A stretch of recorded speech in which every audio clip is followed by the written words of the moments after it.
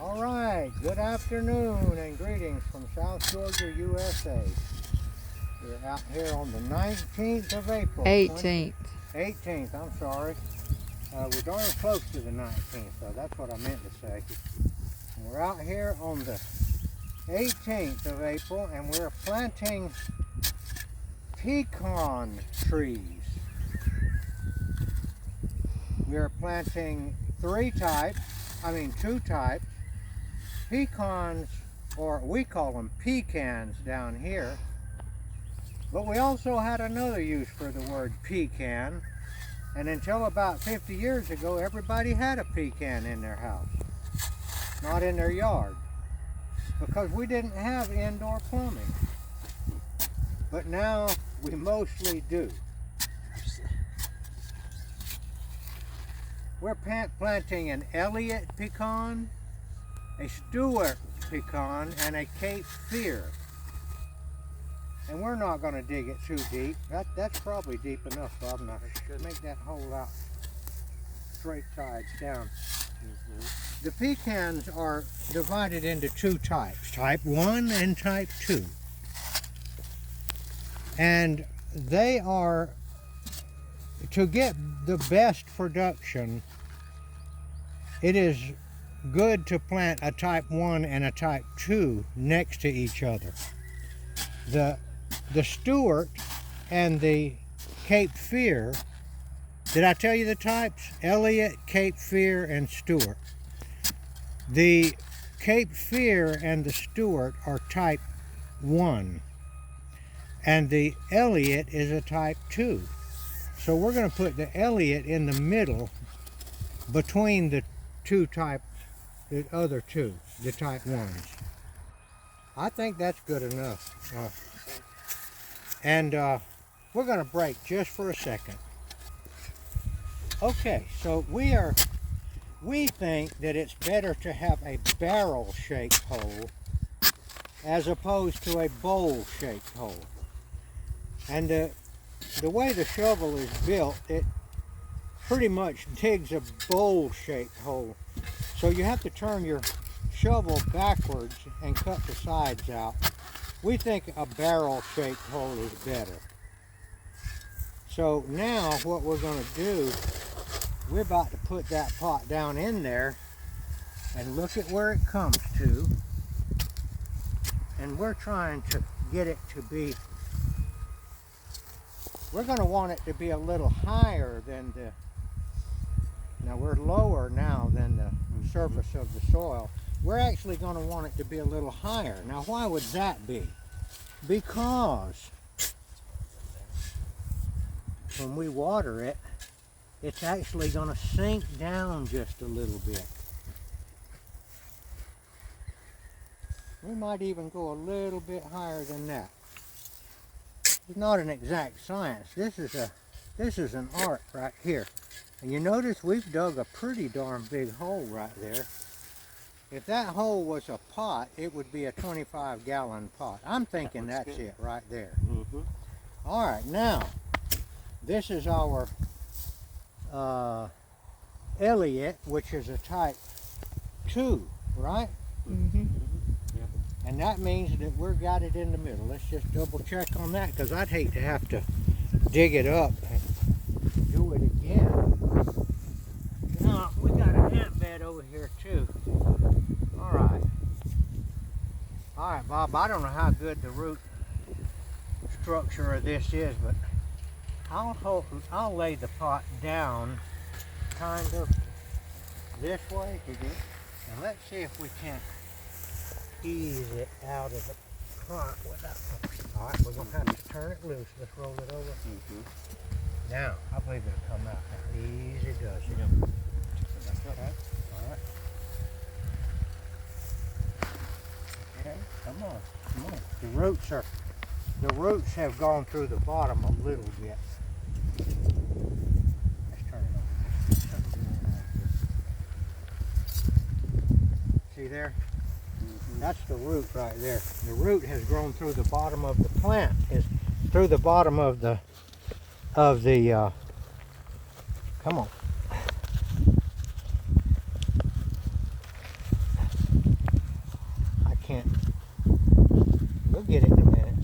root has gone through the hole in the bottom of the thing. It's got bigger than the hole. Yeah. You want me to cut it a little bit or something? Nah, we'll get it in a minute.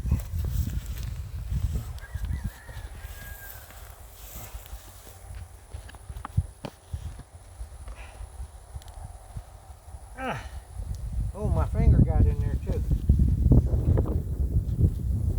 Back on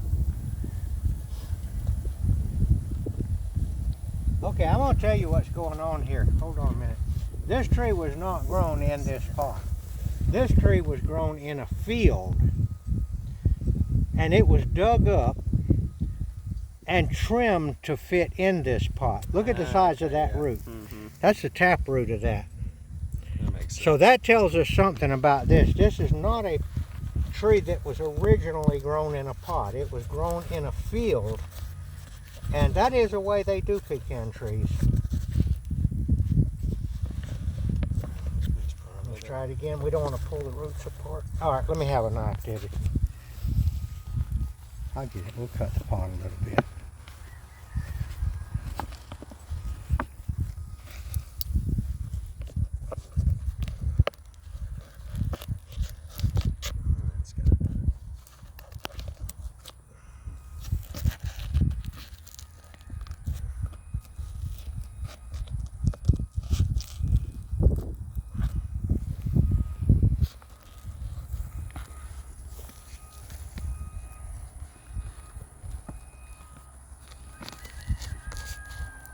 We didn't cut this off, we would very likely, and I have an idea that when we do look at this, we're not going to find much root structure. I believe that what we're really looking at is what they call a bare root tree that's been put in a pot to make it look like a potted tree. Okay. And that's one of the tricks of the nursery industry. They grow these things, all right, easy does it. They grow these things in very large, do it real easy now, because there's not much root structure on this tree. All right, now let's pick it back up, Bob. Let's show them this. Can you get it up about this high? Easy does it. Now you see this has started, these roots have started circling this pot. It's not a bad, it's good. So we just want to kind of encourage these roots to go that way a little bit and these to go this way a little bit. Now if we keep fiddling with it, we're going to tear up the root ball. So let's just be happy with that right there. Okay. I'm going to put some more dirt in it because I don't think it's quite high enough. Pick it up and let me put some more there, because I already know the tree's going to sink. Right there, okay. And we're not going to pack it real tight. We're going to go around it. We're going to put the dirt back in it. And we're going to make sure we have it straight up and down. We should have probably planted, see there's a root circling right there too. Now that root right there is, get it under the ground here. We're looking at a bare root tree, which means it was grown in a field and then put in a pot and sold as a potted plant. People buy potted plants way quicker than they buy bare root. Used to years ago, the standard was to buy bare root plants, and they would just have them wrapped in a plastic bag. And you can still buy them like that. And well, those ants are getting me. They're punishing me, Bob. I can rake the rest of that in. All right, let's see what they're doing. They're getting me pretty good. We have a bad fire ant problem around here. And it keeps you on your toes. Yeah, rake it in there.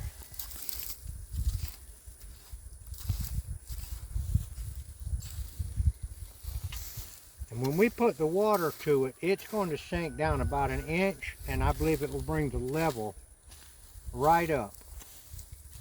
All right, that's our tutorial on, you're in the ants too. On, and then the last thing is a light, actually not much, just a light.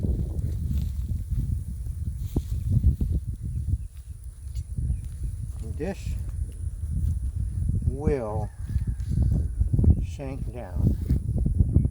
We're going to pause this right now because we might get some water and water this and show you that.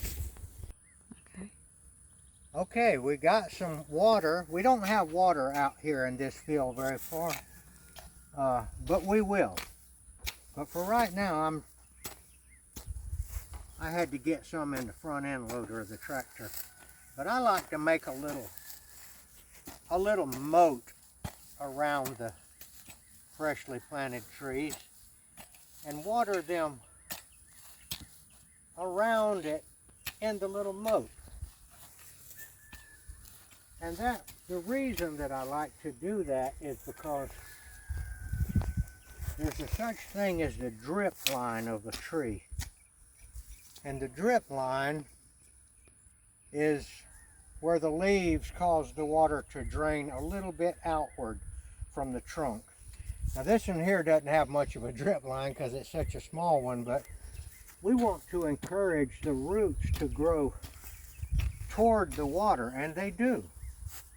So instead of watering the tree right up here, we're going to water the tree in this little moat around the tree and simulate a drip line.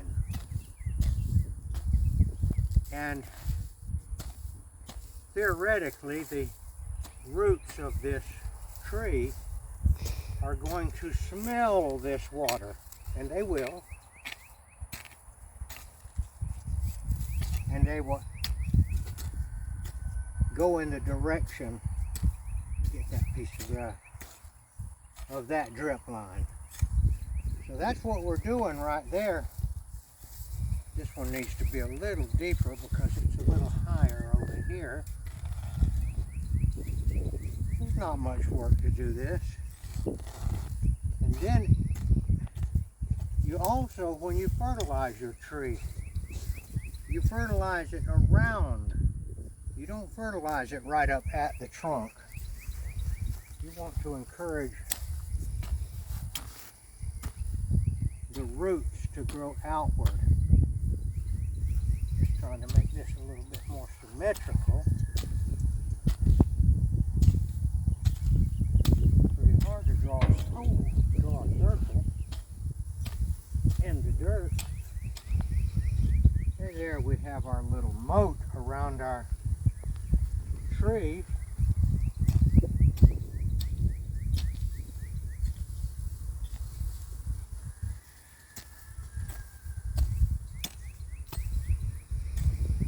And likewise, when you mulch a tree, you don't put the mulch right up to the trunk. You leave a good little space in here where you don't put the mulch. And that gives the tree, the trunk, a chance to be dry. You don't want water up around your trunk.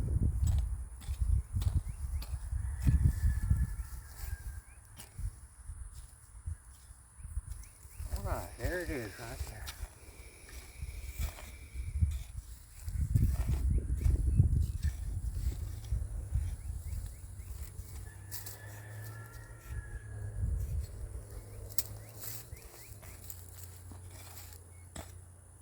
Digging up these little pieces of grass here.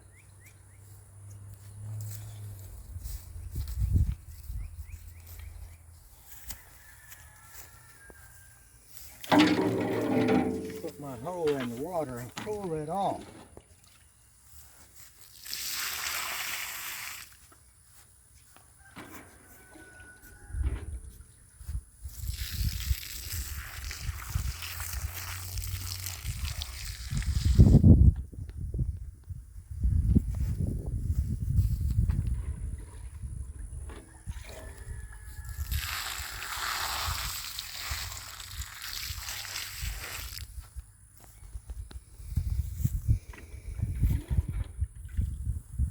Well, that's my theory on how to do it.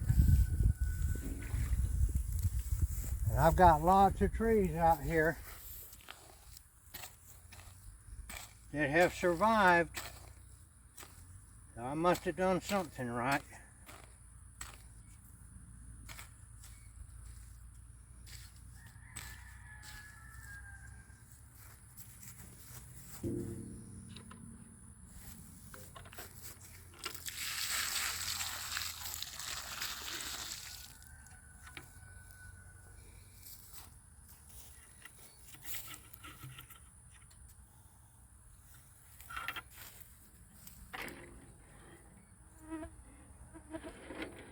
Okay, that's how I think it should be done. And we've got this one labeled as an Elliott, and I've got a 25 on it for 2025. If you don't label your trees with a nice, this stuff here is aluminum flashing. You buy that at Lowe's in a roll, 12 inches wide and 50 feet long, and you can cut that with metal cutting shears, and you can use one of these carbide marking scribing pens to write on it with, and it'll be there for many, many years, and you'll know what you've got. And why do you want to know? Well, what if somebody wanted to use this tree to graft?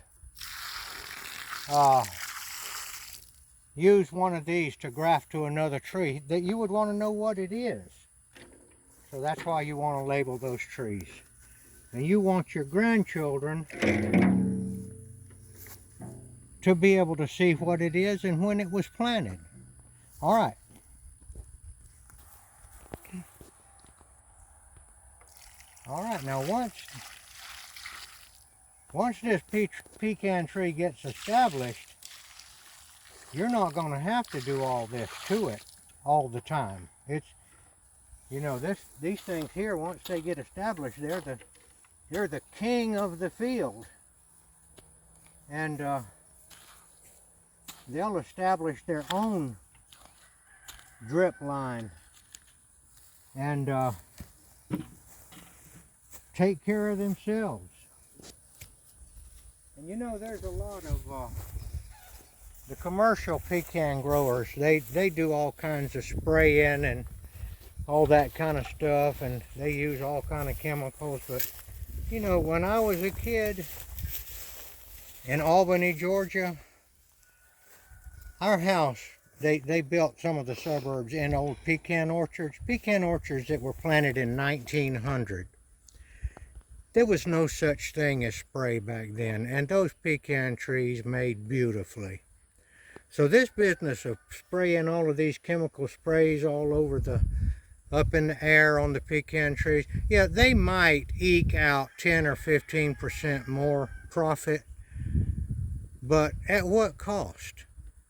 And another thing is that when you plant a monoculture of any crop, that is nothing but pecan trees, you're going to encourage disease, and you're going to need sprays and poisons and all that. It's just like people. If you cram a bunch of people into a city, elbow to elbow, you're going to have a lot of problems. And if there is some kind of contagion or some kind of disease, it's going to spread like wildfire. So spread your trees out, and plant different things. You don't want a monoculture. That's not the way God did it. A big monoculture that they do down here is pine tree planting. They actually spray herbicide from helicopters. We had one this morning come over in a field near here to kill all of the hardwood competition that comes up after they plant pine trees. Look, God put those hardwood trees there for a reason, but they're so interested in making money that they spray Agent Orange all over God's beautiful green earth. And they poison us, and they poison our food. And that's why we want to get out here on the homestead and try to do it, for lack of a better word, they say organically. I'll say God's way. All right, thank you for watching, and good luck with your gardening and your homesteading. And if you would subscribe to the channel, it will help us. And if I'm just asking you, would you help us? Thank you for watching.